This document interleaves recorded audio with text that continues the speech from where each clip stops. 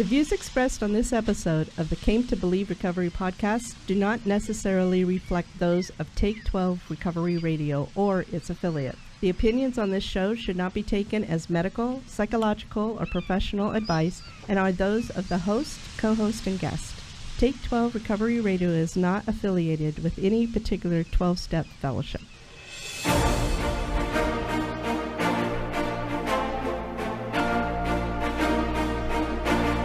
Well, greetings, my friends. I am the Montyman from Take 12 Recovery Radio, and this is the Came to Believe Recovery Podcast.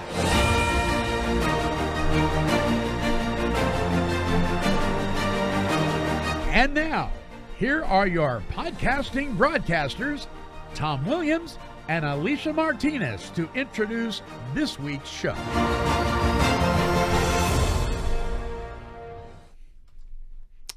Well, how you doing today, Alicia? I'm great. How are you, Tom Williams? Well, it's funny we're sitting right next to each other, and we're not normally sitting right next to each other. No, we're on opposite coasts of the United States usually, and we're not alone. There's more people with us. So, Tom, I'm going to have you move your mic this way a little bit, and then turn the mic towards you, but move the boom over a little. There you go. There you go. Perfect. And we're listeners, we're just kind of doing this off the cuff. And we're going to just let it or take on its own personality. Mm-hmm. Watch out. It might be a little scary. This kind of thing, it can be fun. And all my swivel, if you get dizzy there, there I am. Hi, guys. In the studio, though, besides Tom and Alicia, is Dale. Say hi, Dale. Dale, where are you from? I'm from Oroville, California. Okay, why His not? mic's There you off. go. Now it's on. I'm Dale. I'm from Oroville, California. And next to you is The other Dale. yeah, Dale. Where are you from? I'm from Orlando, Florida. Orlando, Florida. And Daryl. Yes, Daryl. I'm from Oroville myself.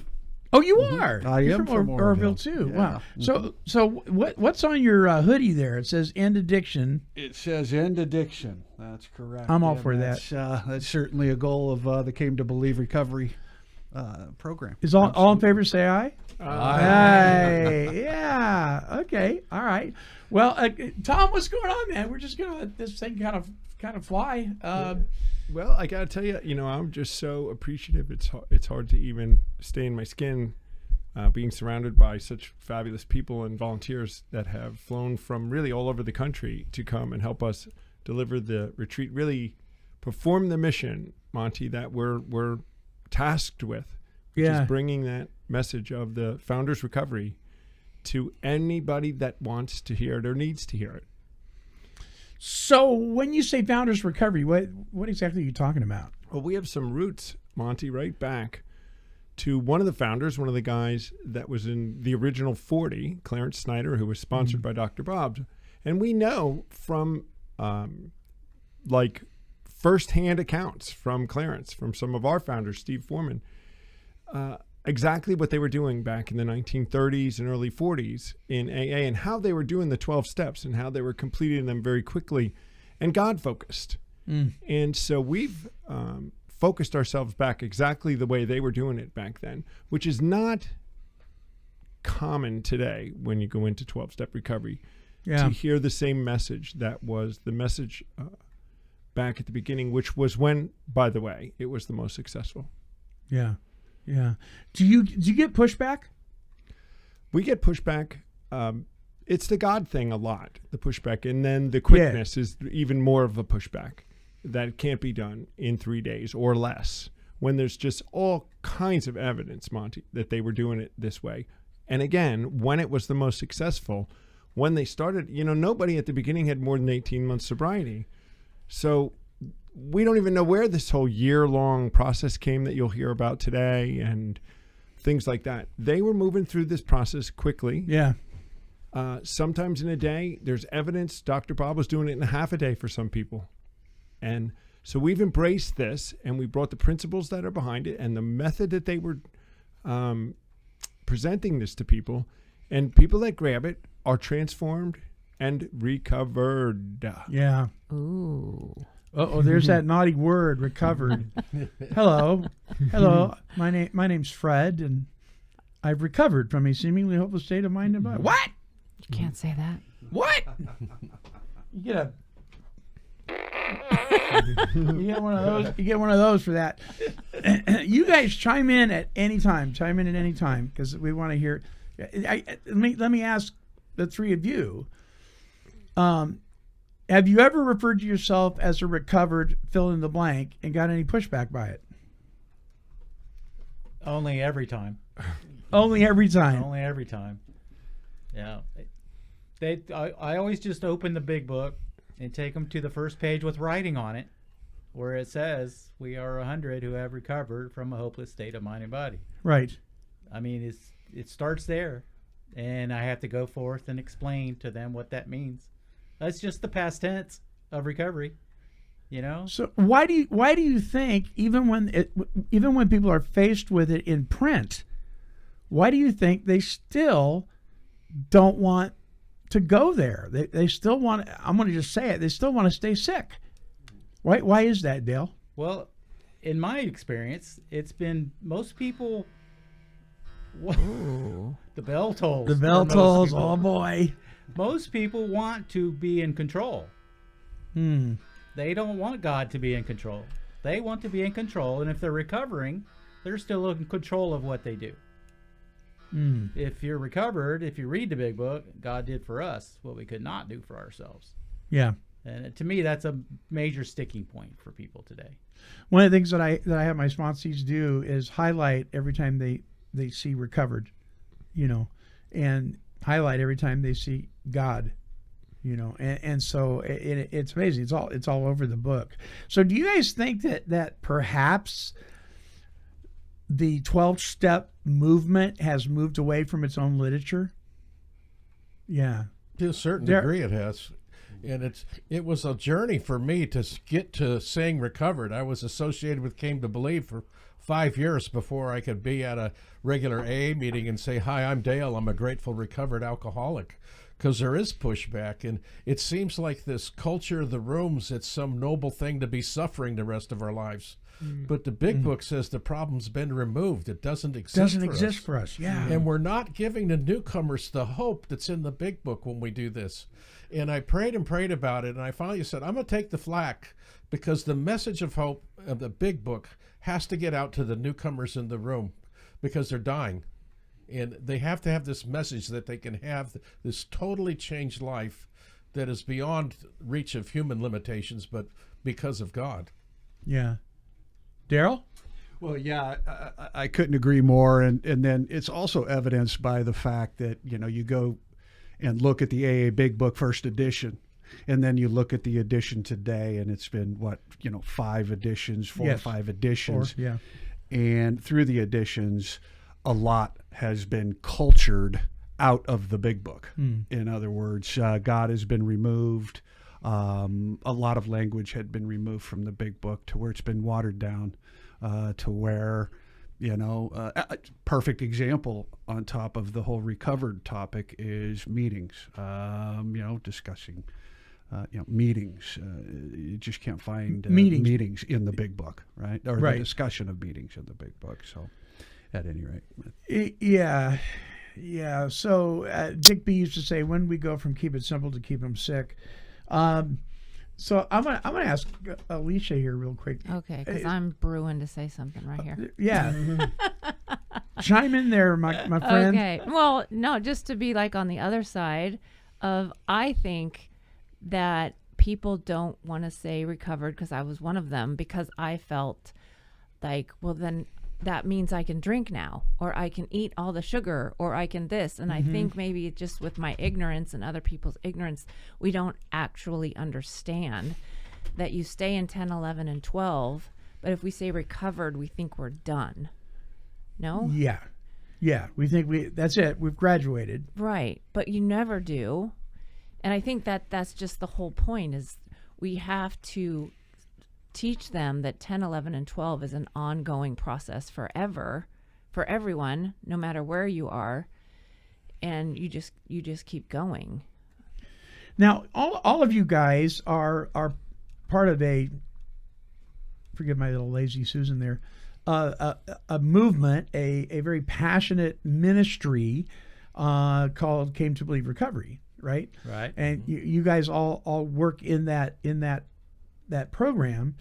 You have flown up here from all the way from New York and places in between to be in the studio, to do some sound stuff, and to really present this whole idea of walking through the 12 steps in 3 days, which, like you said, is something that was very common in the early days. Why? Because there was a sense of urgency, right?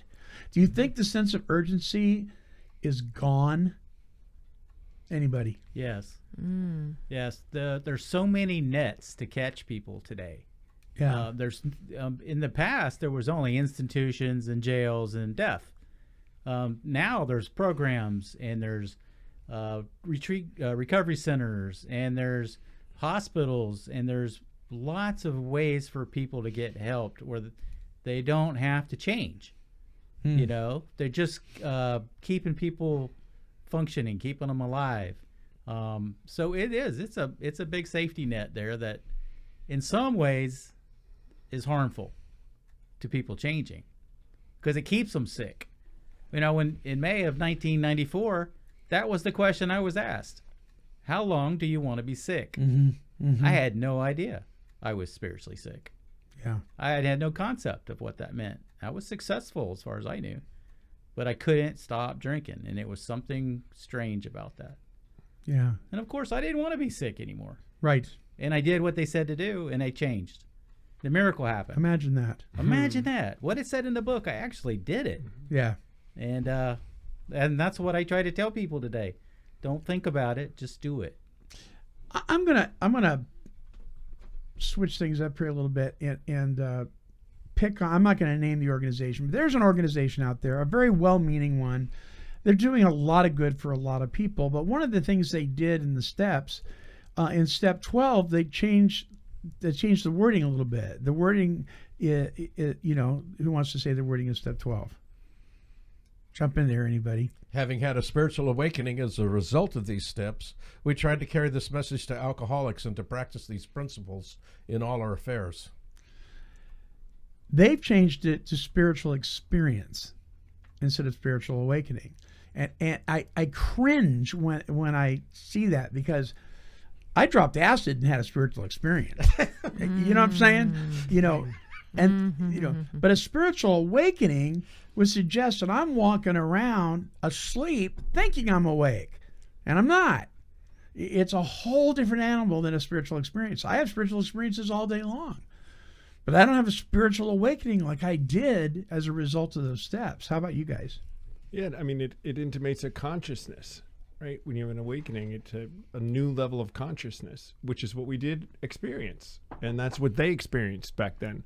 A consciousness of the presence of a God, a supernatural power, creative intelligence, but a real connection and an awakening that gave them this consciousness that they knew that there was something guiding them, God.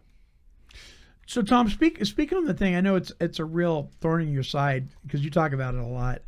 The whole idea of a spiritual awakening versus the spiritual awakening, or the results versus a results. Right. Well, I mean, the book doesn't, I mean, it opens it up for a lot of interpretation then. It opens it up for a lot of, and it closes it off for what really happened.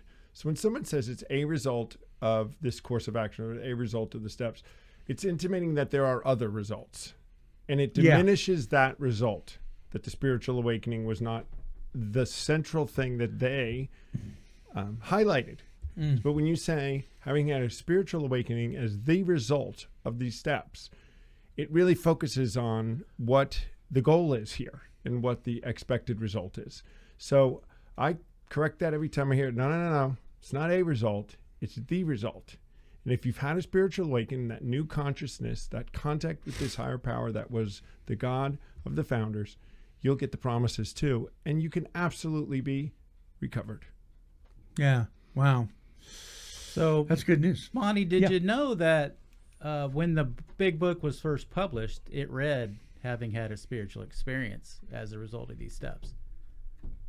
That So was the first printing of the first printing. of the first book, Alcoholics Anonymous, had those words, and they changed that to Awakening in the second printing. Why did they do that? That is a really good question. There's one other thing they did, and that was they took a story out that a person had relapsed, and they took his story out of the second printing. So people say a lot of times that the first 164 pages have never changed, but that was always interesting to me. They have changed. They have changed Yeah. quite a lot. And my point is, I needed a spiritual experience because I was smart, right? We're Right. smart people as alcoholics, addicts, you know. We're really devious, and we did a lot of stuff. Clarence said we got a lot of stuff done, working on 30% of our capabilities. It was important to me to think about it as an experience, that not that I awoke to some greater truth, Right. but that I experienced God personally. And that's what that word and that term means to me, that he's a personal God, not a religion, Right. but a creator of the universe that I experienced. And that's what I point out to people when I take them through the steps, is that you can have awakenings every day, realizations, but it's still all about you. Interesting. And that's just my perspective. Yeah. Yeah. Good. What do you think, Daryl? No, I think I think it's a very important topic, especially as it relates to how the founder expressed himself. You know, Bill Wilson. You know, having a sudden and profound experience, right? And and that sudden and profound experience, to me, is important as he wrote it out, because I myself had a sudden and profound experience. But he refers to that spiritual experience that he had in the Big Book.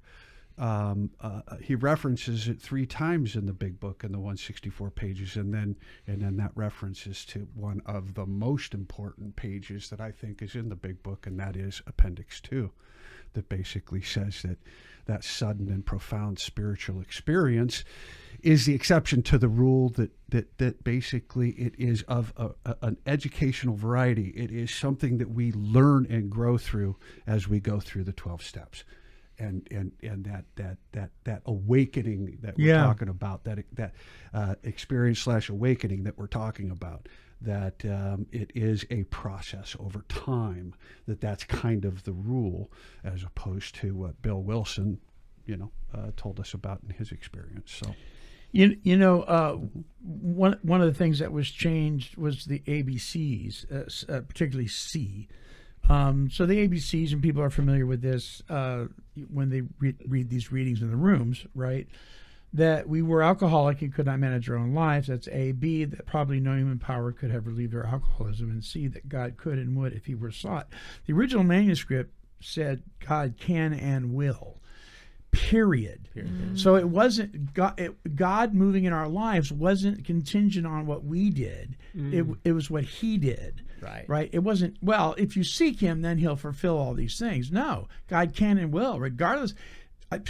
Hey, listen, I did not come to the altar and give my life to Jesus Christ on my power. I did not walk in the doors of the 12 steppers on my power. Right. No way. There is no way. But boom, I was there. How the heck did that happen? Because God can and will. He can and will. Now, I do recognize, though, he won't render us white as snow without our cooperation, right? So I get that. Sometimes we say, if you do this, because it's conditional. You got to do something. You got to do some work, But I just thought that was interesting, that God can and will. That's good news, because I need God to work in my life when I'm being stubborn and I'm, got my back to him. I need him to step in, right? Whether I'm seeking him or not. And thank God he does. What do you think about that? Tom, Alicia? I just want to touch on one thing real quick. Yeah. Is that what Daryl said, is that I love that. I love that so much, because I felt, I've been through the steps with other programs over and over, and I wasn't getting that. I was expecting the big spiritual awakening or the something, and I'm like, why don't I have it? I'm doing it wrong. What's wrong with me? And then when actually Daryl was the one that showed me that page at the very back, and it explains that, and it just felt like it just gave me, because I feel like I'm just continuing to grow, and I didn't have this big thing, but I can look at my past for sure and see instances and like, wow, I am growing. Wow, I am smiling more, or what, all the things, the lists in the book. I'm like, oh, I am getting those things. So again, I think there's just so much in that book that if someone didn't tell me, and and with my ignorance and not listening, and me and I and perfectionism, it's just fascinating that how the God works, right, through other people and through reading and through praying, and it's just amazing. Good word. So let's throw it out there. What do you want to talk on next? Let's go to another talking point. Whatever you want to do. Again, this is organic. Just spit it out there. Well, I want to just touch base on or just tag on to what these guys were talking about when you this idea of the white light type of experience, or this profound, awakening that happens in a moment, which is usually, I guess, the exception more than the rule these days, although we see it, that people get turned right away and lit right up. But I'll often use this analogy at retreats, Monty. I'll say, how many people have gotten a new job? And everybody raises their hand. And I said, and you meet your new manager, right? The new director of your life. And then you come home after the first day of work and somebody asks you, your wife, your family member, a kid, or somebody says, well, how's your new manager? And typically you'd say, well, I don't really know yet, because you really haven't worked with them very long. You don't have a working relationship. You don't understand how they're going to guide you. Sometimes this new manager that we take on in step 3 is the same way. And that initially we're not really conscious of how he's working in our lives or how it's going to work with us. And it takes a little time to get that process going. And that seems to give some people some relief to say, oh, so this can grow over time. And just because you didn't feel a white light doesn't mean it didn't happen. God can and will, like you were saying. And it doesn't mean you haven't done that step. It doesn't mean you haven't done that step. It doesn't mean it didn't work. Right. And this is one of those big things that we have to get over, or we have to help people get over when they do it over a weekend, when they wake up Monday morning and they don't feel this way. Yeah. Right? They don't feel like this thing has been just pulled out for them. And I think it's our responsibility, and we're really, actually really, really good at not telling people it's a one and done. Not telling people we're teaching you a process that's going to help you grow into this relationship with your new manager. And you tell us 6 months from now how the process is going. How is this new relationship working for you? But to be able to start with a clean slate to say, we're going to talk about your past, you're going to go work on it. But as of Monday morning, you can use this process to begin growing with this new manager. It's very freeing for the addict, the alcoholic, to know, you mean I can start something quickly? Yes, let's get you there. Where you can, Monday morning, you can start by living honest, unselfish, pure in my motives, and in love. Can you do that on Monday morning? And if you can, you're on your way. Amen. Amen. You are listening to a group of the team from Came to Believe Recovery. And these guys have flown out here to put on a retreat, a workshop at City Team in Portland, Oregon. And myself and a couple of my sponsees are going to go up there today as well. Please visit their website at cametobelieverecovery.org. You can follow the links at Take 12 Radio. So this kind of brings an idea that I've been, my camera's not right there. Okay. Are you dizzy now? That's another thing we're going to upgrade. It's having additional cameras and being able just to click over. But this idea that, as we understand, I mean, it's so misunderstood, and I think AA, I'm sorry, but I think you bear a little responsibility to this. You know, because I hear church people and church leadership talk about it all the time. Well, you know, you can create God out of your own understanding. Well, that's the way it's been interpreted, because we've done a poor job within our 12-step communities teaching it properly, like you were talking about. So I liken it unto, you know, as I'm headed to 7-Eleven, I'm deciding what I'm going to buy to eat as I'm going. So it's a moving, breathing thing. It's going with me to my destination. So I turn my will and my life over to the care of God as I continue in this understanding of Him. And when I look at it that way, that isn't anything like you can create God out of your own understanding, because that's not what it says. Right? Right. You're not, because when you do that, you become the creator. And now I'm back to square one. I'm in trouble. Right. Right? I'm taking charge again. But people don't want to let go of that. They go, oh, no. It's God. I can create God out of my own understanding. Well, the other thing they say too, I'll say this at retreats, and this is very common within the 12-step rooms, is they say, how many people think it can be a God of your own understanding and it can be your own conception as an end? And half the room will raise their hand. And they think that the big book gives them the freedom to do that, create their own concept of God, and it can be anything they understand. And the book does not say that, right? It says, if a certain set of conditions exist and you need to, you can start with your own conception, not concept, and that's the difference. Conception, Right. It's still a conception of the supernatural creative intelligence of the universe, not an inanimate object. To make a beginning. To right? make a beginning. Yeah. And it even says many of us did that to start our conscious contact with Him, capital H in the book. Yes. So it was always meant to move towards the God that they understood. And that's just said in past tense, guys. We turned our will and our lives, made a decision to turn our will and our lives over to the care of God as we understood Him. And my sponsor said, if we want what they had, we better find out who that God was that they understood.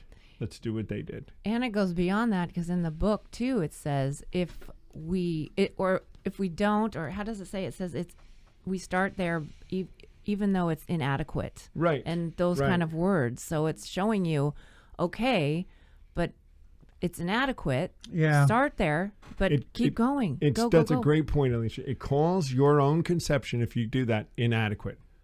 So right Insufficient there it's and saying- insufficient. Yeah. And if you look those words up, not complete, not fully capable, and we teach this, Monty, at the retreats, and people will be like, where's that in the book? That's not in the book. It's right in the book. Yeah. The whole narrative of what conditions have to exist for you to do that. But it still is at the start and pointing you to a relationship that led them to the relationship that the God that they did understand. Right. And You know remember, what I like about this is that in one of the Dick B books I read, he's said this Oxford group thing that they did. They would tell a person, why don't you give as much of yourself as you can to as much of God as you understand right now. And I wish I could recite the book and the page. I don't have that off the top of my head. I love that. But this idea of this that was the foundation of this idea, and it was definitely focused on God, and it wasn't about making up a God. Yes, right. Abandon as much of yourself as you understand, to as much of God as you understand, is what Dick said. And that's a totally different, just the changing of a couple of words. We manipulators can, turn things around in our favor, but it's not in our favor. It ends up being destructive, right? right? Yeah. You were going to say something. Think about the word recovering. Yeah. Right? It's in the big book once.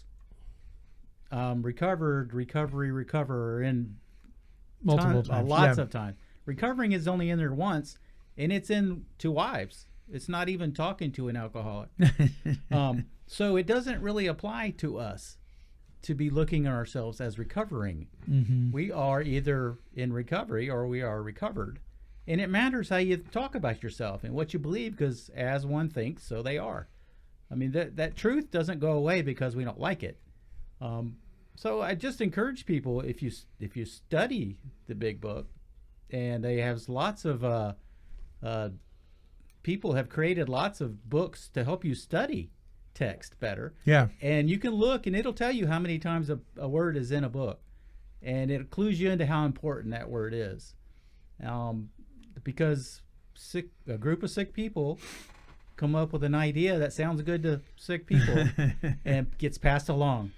Right. It's truth, and it's not true. There's so many of these very positive, really unmistakably defined words like solution and solved. All right. I mean, if you're if they're presenting a solution and your problem's been solved and it does not exist for us, there's these just short phrases through the book that are profound and absolute.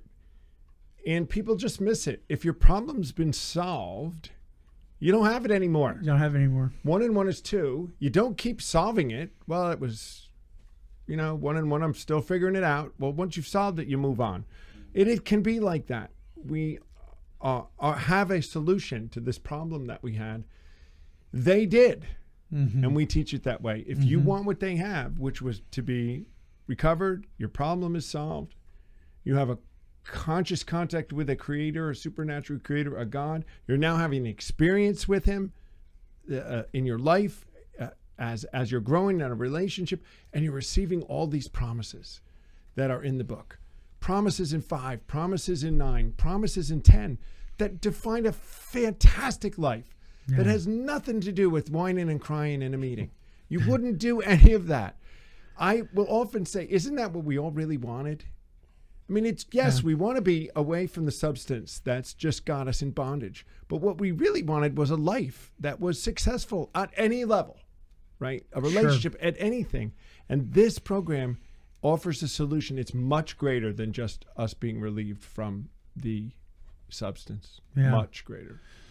Wow. You guys have seen some amazing results of taking people through this process in just 3 days, right?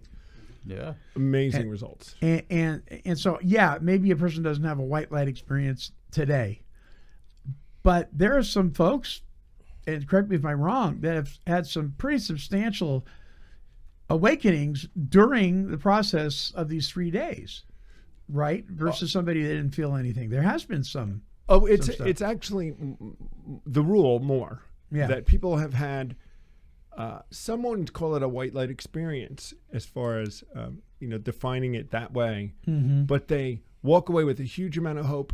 They walk away with a set of tools that they can use. They walk away feeling very, very positive. Yeah. And I'll say, well, what do you call that? Isn't that like a white light? Let's look at what that really is.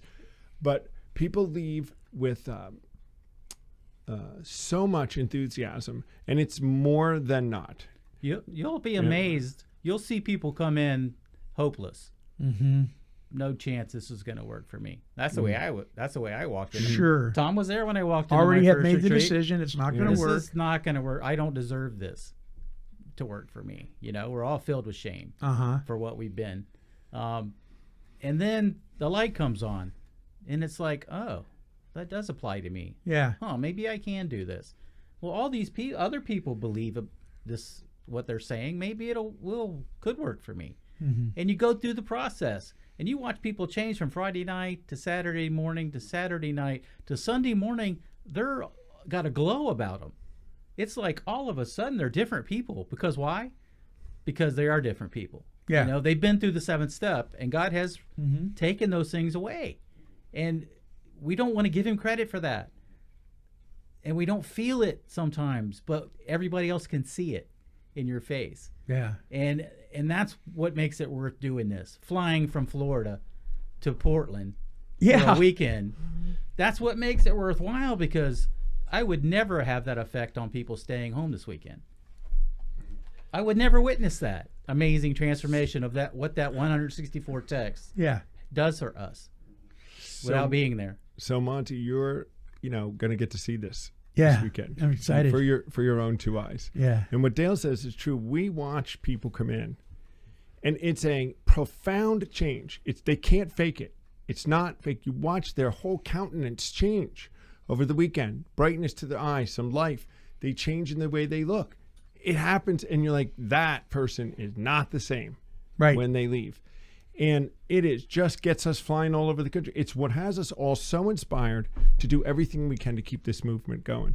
How often, speaking of keeping the movement going, it's been going on since Clarence Snyder implemented it, right? Yeah, 1966 is when he had the first retreat in Florida. Yeah. And there was about 20 years where it was one retreat or so. He was doing it once a year. It didn't take off until Steve Foreman took over for him, which was one of his sponsees when Clarence died, and then Dale Morfitt started a retreat up in Wisconsin and Jack Rapp, and they started to expand them. And then there was one started in New Jersey. But around the mid 80s, it took off. And then in the 90s, it really took off. And so at our height, we were running, I think, 40 retreats a year worldwide. And when I say worldwide, mainly it's the United States and the United Kingdom. Mm-hmm. But we've been in Spain, and Dale went to Australia, and we've had some pop-ups, different places.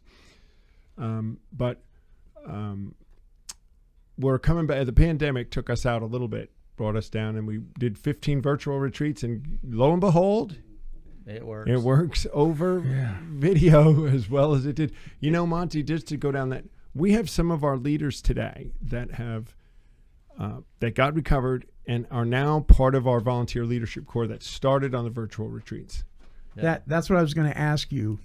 The results of this has brought people on your team. Has absolutely brought people on our team. Yeah. One of our leaders in California, a few of the leaders in the UK, all started with us on virtual in 2020 and have since attended on-ground retreats. Alicia, let me ask you, because you kind of deal with something a little different than substance abuse, right? Well, alcohol, eating disorders, and overexercise was my thing. Okay. Mostly eating disorders was my choice. So if what some would say love hunger, eating disorders, whatever, it isn't necessarily common that you would bump into a bunch of alcoholics that are doing workshops. How did you connect with Tom? Tell us a story about that. I moved to Central California 2.5 years ago and was going to a church, and coincidentally, but there's no coincidence, Daryl was at that church, and he had told our pastor about Came to Believe, because you had just gone to a retreat, correct? In Nevada City. And so we had the pastor and his wife over for dinner, my husband and I, and he was telling me about this guy who I didn't meet yet, and this Came to Believe thing, and I was going to celebrate recovery because that's all that I knew. And I was like, what is this? I know nothing about this. And so I went, after he left, I went online, and there was a retreat in like 2 weeks right by my house. So again, a coincidence. And so I went, and I was already recovered from eating disorders 3 years, because I'm at 5 years right now. But I was saying I'm recovering, I'm growing, and whatever they say. And I was just searching for something. And then when I saw Daryl and Dale, you weren't there, and Tom, and speaking, and it was just amazing. And for one, the person that did my 5th step had like the same issues that I had that I've never heard out loud that had. And so that was a biggie for me. And Terry Brunn. And then just watching them speak and teach, and I want to do that. I want to be like them. I want to help people. And then it just grew from there. And then Daryl and I started a weekly meeting at our church like 2 months later. And then here I am. Now I'm training people on 5th steps and leadership training and speaking training, and I travel with them. And yeah, and I swear I grow more than the people in my circle every retreat. Yeah, I get more that. out of it, I think, than they do. Yeah. Maybe I need it more than they do. It keeps us sober. Yeah. Yes. So it's just amazing, and I love it. So let's talk a minute about this podcast. We've got one under our belt so far, episode 1, right? And it was entitled "What Makes Came to Believe Recovery Different." And listeners, you can look that one up on our archives at take12radio.com. Just click on the Came to Believe Recovery banner. But let's talk about this little venture that we're doing between Take 12 Recovery Radio and Came to Believe Recovery. Alicia or Tom, who wants to launch forth on that? Thomas. What we're doing here with Take 12? Yeah. Well, I mean, how could this be, coincidence? I'm in New Jersey and Manhattan a lot, and Monty's here in Albany, Oregon. I've never heard of it in my life, far away. And we met a gentleman named Roger McDermott, who's an integral part of Take 12 Radio Yes. right now, and we met him through Dale Marr sitting next to me, who knew him from a meeting they had from years ago. The things just that went on are you just can't make this stuff up. We went to a breakfast, and Dale and Roger were like, well, we know each other all of a sudden, and they were like, how do they? So Roger got so lit up by what we're doing, and then he spoke with you, I guess. Yes. Monty, and you Yeah. said, oh my gosh, I haven't heard that this was going on. Why haven't I heard it? You Right. was like one of the first things you said to me was, I can't believe I haven't heard about you I know. guys. You know, you were so, I guess, motivated and inspired to want to help us. To A little get manic message at the out. same time. A little manic. manic. But I mean, for us to have, you know, we were doing Recovery Live, and it was a live stream that we've been running on Facebook for a couple of years now, and we all felt like it was time for something to change and something to move with this. We knew we had something with the message, with doing this show, to doing this outreach, to having the discussions like we're having today about all these topics that are myths and misconceptions and all this stuff about Right. in recovery, and just get the word out. Find us, and maybe you can have what they had. And to have all of this come together and have you call me and then offer to produce the podcast for us, it's just monumental, Monty, because it's Monumental Monty. Yeah. Maybe that's a new one. There goes my head. But the idea that someone so professionally produced this for us and then put it out up on the platforms that you're putting it out for us, and giving us a much, much larger audience, all it's going to do is help more people. And that's all we want to do. Yeah. We just want to help more people to experience freedom. Everybody that works for Came to Believe works or volunteers or is part of us, everything we do has to be pointed towards giving freedom for that person suffering from addiction, whatever it is. And if we're doing that, then we're doing the right thing. We're making this movement. And so this partnership with Take 12 Radio just felt just absolutely right. I mean, the minute I met you, I was like, oh yeah, we're doing this.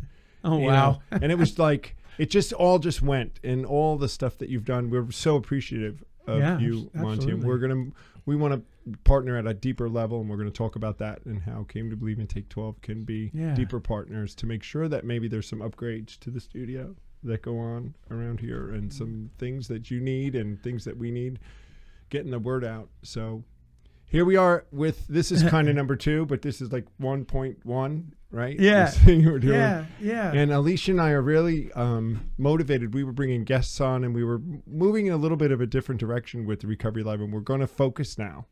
And it's just going to be her and I. Is that how you say it? Her and I? Her and I? Yeah. Felicia Right and I? now. Yeah. We might have Right now. guests eventually, but Yeah. the first few months, I think we should just get the word out and tell them what Came to Believe is and that kind of stuff, right? Right. And we Sure. want to tackle the subjects that that are within the 12-step and recovery community, the things that everybody is talking about. We need our voice in there with the rest of them. And we're going to do it. And thanks to Take 12 Radio, we're going to be in a much bigger stage. Yeah. Yeah. Well, we're just excited and blessed to have you guys. And it, you know, it isn't always that you know that you've not missed the mark and you've hit the target so quickly, and this partnership just feels right. Everything about it, I'm just very, very excited about it. Listeners, Alicia Martinez and Tom Williams will be hosting. I'm kind of your silent co-host if I can keep my mouth shut. But they're hosting this wonderful new podcast, the Came to Believe Recovery Podcast, every Tuesday, posted no later than 3 p.m. Pacific Standard Time on YouTube and all major podcasting platforms. If you'd like to subscribe today, you can do that. Just go to take12radio.com and click on the Came to Believe Recovery Podcast banner and subscribe on any of the podcasting platforms that are there.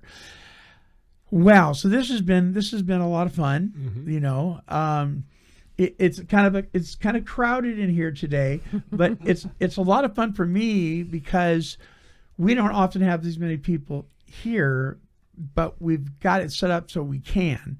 And it's just been a lot of fun. So, I'm looking at Daryl's hoodie. It says #end addiction. There's a store on your website where you can buy Merch. right? There is. You can Yeah. go onto our website and go into our, I guess it's store. Yeah, actually, store. And you can buy the End Addiction. And actually, Sweatshirts, T-shirts, mugs. with End Addiction, came to, it's really our vision, Monty. So the organization's vision is to end addiction. Visions are supposed to be big, almost unattainable, perfect ending things that you're going to do. So what'd we say? So our vision is we're going to end addiction. If we got it, we actually got refused a grant, Monty, because somebody said, well, what are you going to do when you end addiction? You want to be things, so we don't want to give you any money. What? Can you believe that? It was an actual comment Really? on a refusal for a grant Yeah, brother. that they didn't. They said, that's the job we want to be out of. We'll be doing other stuff if that's it. But our mission is to bring the 12 steps everywhere that we can and run these recovery retreats. That's our mission. Yeah. Our vision is to end addiction. And we have found that anybody can get on board with end addiction. So when we made the hoodies, it's our most popular product, our logo. And it's anybody will wear them. My sister and brother and everybody who aren't will wear these end addiction. So you can buy them and you can get it on a T-shirt, on a sweatshirt, on whatever you want. On our website. Sure. Yep. And all of the proceeds go to help addicts and alcoholics and addicts to hear this message. Monty, no one has ever been denied coming to a retreat because of money. So That's great. The That's retreats, great. we make them as inexpensive as we can, and it all is just to cover your room and board. It's just expenses. It's ridiculously cheap for the value. Yes, it is. But nobody is ever denied, and proceeds from selling the merchandise go directly to that. So we are a 501c3 nonprofit, and so we adhere to all those standards. Nobody's making $1 million. We're not. Yeah, right. The money's going. I had somebody, my first year of broadcasting, I had somebody in a local 12-step group here going around saying, that Monty Meyer, he is making so much money on recovery, you would not believe the haul he's bringing in. This is the kind of wording. And I was like, I don't know who you're talking about, but everything that we've ever done has been because of the kind heartedness of people that believed in what we were doing and supplied our needs for us. And, and I've said it before, nobody gets paid a salary. But I'm not going to turn it down if that ever happens, but I'm just saying 20 years of doing this, God has always provided. And if you're mad because God provides for somebody else, not exactly the same way he does for you. Listen, Monty, we had to pay a few salaries to get this movement going. Absolutely. Every church, every nonprofit, everybody else has some salaries. We have to, and we're looking to make some more salaries. Sure. So that we can make this movement. A volunteer, you say, can you, if you have enough time and if you really want to, maybe, can you help us do this? And an employee, you say, can you do this tomorrow? Right. And so we need some of those boots on the ground, some people that are managing our volunteers. We still remain way volunteer focused. We have 300 volunteers and there's only 3 paid staff for Came to Believe. Wow. The rest are volunteers. Yeah. This team around me are volunteers. Yeah. Especially when we do the 12 steps. And that's another thing. We don't get paid to do the 12 steps, even though I'm a paid employee. Right. Technically, when I come here to teach the steps, I'm not getting paid to teach the steps to the people this weekend. So, it's important for the listeners to know that. Daryl, you want to chime in? No, I was just going to say, taking that whole macro end addiction thing, literally, it is down at the street level. We are ending addiction for the individual, every individual that we take through the 12-step program, right? Yeah. And so it's definitely, at least for me, I entered a place of recovery. I am recovered. And I'm proud of that, right? Right. Absolutely. So I want to just, as we wrap it up here a little bit, I want to make a statement on this recovery thing, just for the heck of it. This is just me now, okay? Now, usually when you're in a meeting and somebody says, now for me, or this is just me, what they're saying is, listen closely because this is what you need to do. You know what I mean? You can tell when a person they're preempting that with this is just for me, but they really mean it's for you too. Guilty. Guilty as charged.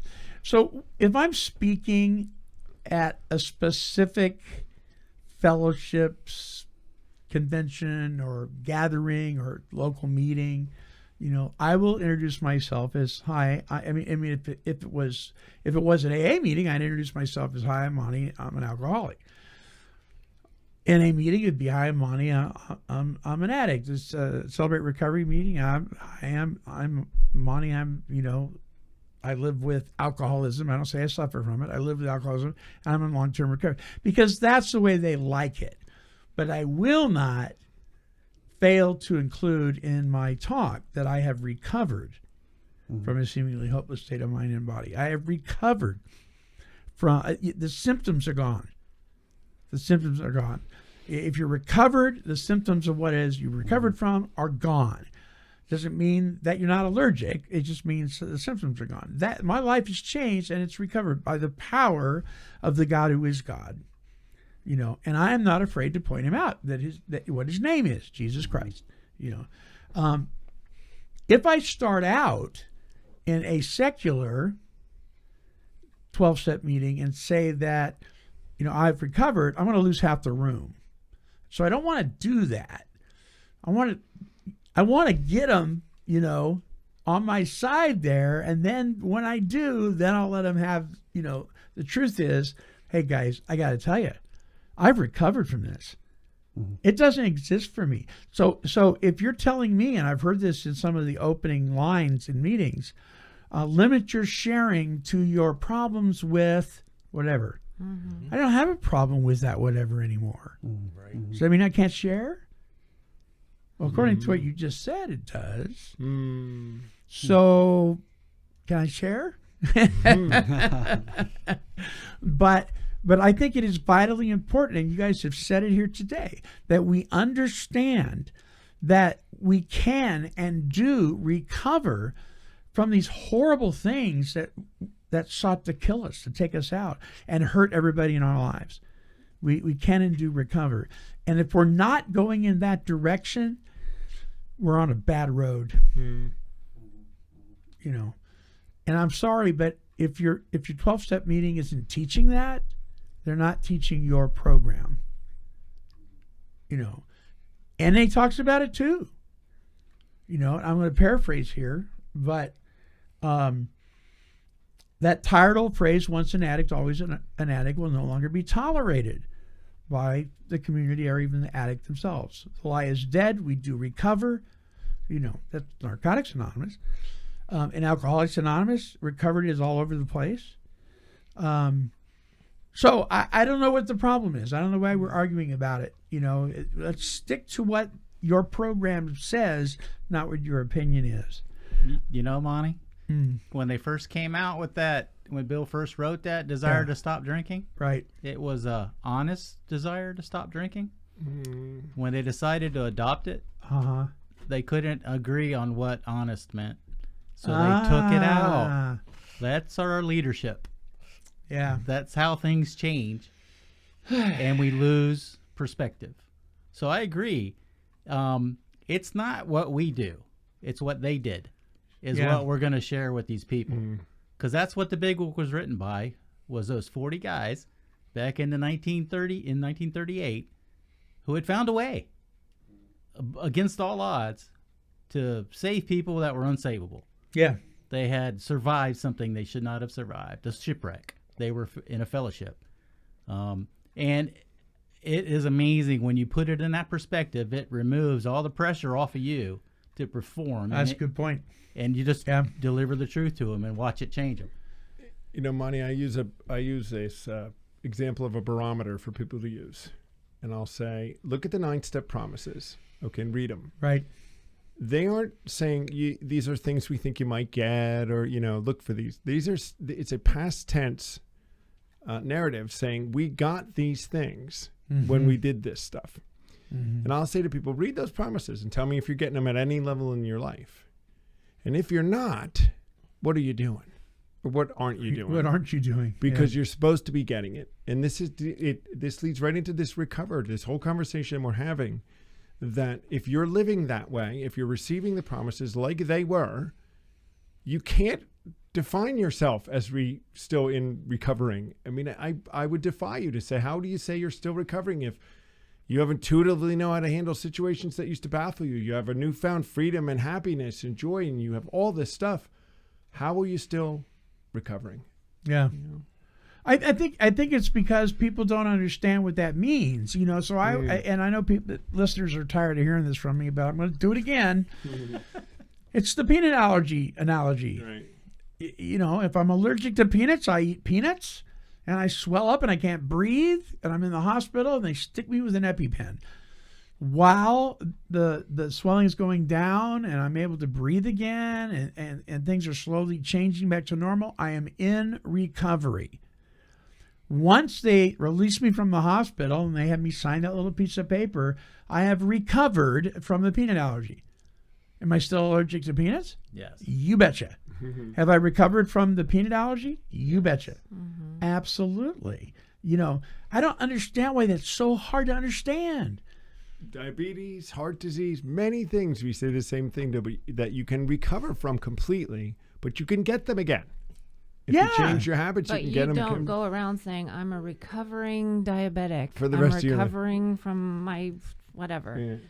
Pneumonia. It just makes so much sense to us. But I think we just have to keep saying it, guys. We just have to keep talking and trying to change that paradigm. I think one of the problems is, and I was talking to Chris S. about this the other day, is the fact that we still struggle with that this is a medical issue with a spiritual solution. We think it's a moral failing in every aspect of it, even though we say we don't. No. This is an illness. You know, it's not that. But that's one side of our neck. The other side of our neck, we're saying, yeah, when somebody relapses, well, there you go. You just weren't serving God. You know, you just haven't been living right. You just and I'm like, we have this problem. We've got to interject morality into it as a moral failing when somebody relapses. And we don't do. Can you imagine? I get so caught up in this. Can you imagine somebody's cancer coming back and saying, "Well, you just didn't love God enough. That's why your cancer came back." Are you kidding me? You know. And so, but see, we can understand the person with cancer, because most people, when they're experiencing active physical degeneration from the cancer, isn't going out breaking into cars and stealing from mom's purse and stuff like that. But somebody who's actively using or drinking, they're doing much of that stuff. And so then it makes it very hard to put them together and say it's the same thing. So I get it. But until we come to a place where we say, no, we got to stop looking at this, you know, from an ethical, moral viewpoint only, and we got to look at the medical side of this, the clinical side of this. There's my brain is different than my neighbor's brain. It's just different. It's made up different. They've been able to prove this, you know, beyond a shadow of a doubt. You know, but the great news is we can change the DNA in our thinking, you know, through the power of God, through the power of His Word, and through following some simple directions. We can. They've actually proven that it can change. The pathways will actually realign and change. It's amazing stuff. But we gotta stop poo-pooing each other because we screwed up. I'm a screw up. I get it. Help me, man. I'm ready to do something about it. That's, you know, I'm ready to receive a message worth depth and weight, not drink bad coffee and whine about my day. I'm so tired of that. Yeah. You know, Monty, the one thing I love to hear at a meeting is someone told me, alcoholism is the only disease that tells you don't have it. And that's what goes on in our mind, and that's where the spiritual malady. That's part of the spiritual malady. Yeah. I'm telling myself I don't have this disease that I have. Right. And the only way to break through that is with the spiritual side of the program, with this part that God does. Absolutely. I can't get a pill to fix it. And if they invented one, I'd probably take 5 of them. If we don't believe we're powerless, why would we seek a power? Yep. We wouldn't seek a power. I get that. So I have to be convinced that left to my own devices, and there's the key phrase, left to my own devices, there's no good thing that lives in me that's in my sinful nature. Nothing. Right. And so, no man comes to the Father, but he draws them. So my challenge, and I don't know where this is coming from, but my challenge to you right now, if you're listening, if you feel that tug on your heart to move towards this God that you're not even sure you believe in, respond. And I'll tell you why. We're all just a heartbeat away. We're just a heartbeat away. You're not guaranteed you will ever feel that tug again. The most dangerous rock and roll song that was ever written has a phrase in it that goes like this: there's still time to change the road you're on. Interestingly enough, it's called Stairway to Heaven, and it's the stairway to hell is what it is. You don't know that you have time. You have not a clue. We're all living on borrowed time, folks. So if you're feeling that tug in your heart to move towards God, respond. And it can be as simple as, what's going on? Help me. You can start right there. So having said that, now I feel like we should pray. So Heavenly Father, thank you so much for these wonderful folks that are carrying a message worth depth and weight. They're carrying a message that when applied and implemented could bring about tremendous healing, and then work that goes on to carry that to others. Lord, as they prepare for the first night of their retreat at City Team tonight and this afternoon, bless the meditations of their heart and the words of their mouth, so they are pleasing to you, O Lord, our God and our Redeemer. And those that may be listening right now that are feeling a tug, God, please make yourself known to them. Let them know that you are there. You're so faithful. And we will thank you and praise you in Jesus' name. Amen. Amen. All right. That wraps it up. Came to Believe Recovery strives to create and promote opportunities for life-changing spiritual experiences for individuals and families suffering from all forms of addiction. For more information, help, and support, visit cametobelieverecovery.org. I'd like to thank you for allowing me to be your host on this episode of the Came to Believe Recovery podcast. And I would encourage you to like, bookmark, and subscribe to this show. When you do, you will join the Take 12 Recovery Radio family and will be notified of all of our recovery-focused shows throughout the week. Until our next broadcast, when we provide the essential spiritual tools needed to thrive by sharing our experience, our strength, and our hope through our stories of how we came to believe. This has been a production of Take 12 Recovery Radio. Yeah, kitty, kitty, kitty. Meow. Woof, woof. This has been a Chicken and a Pig production.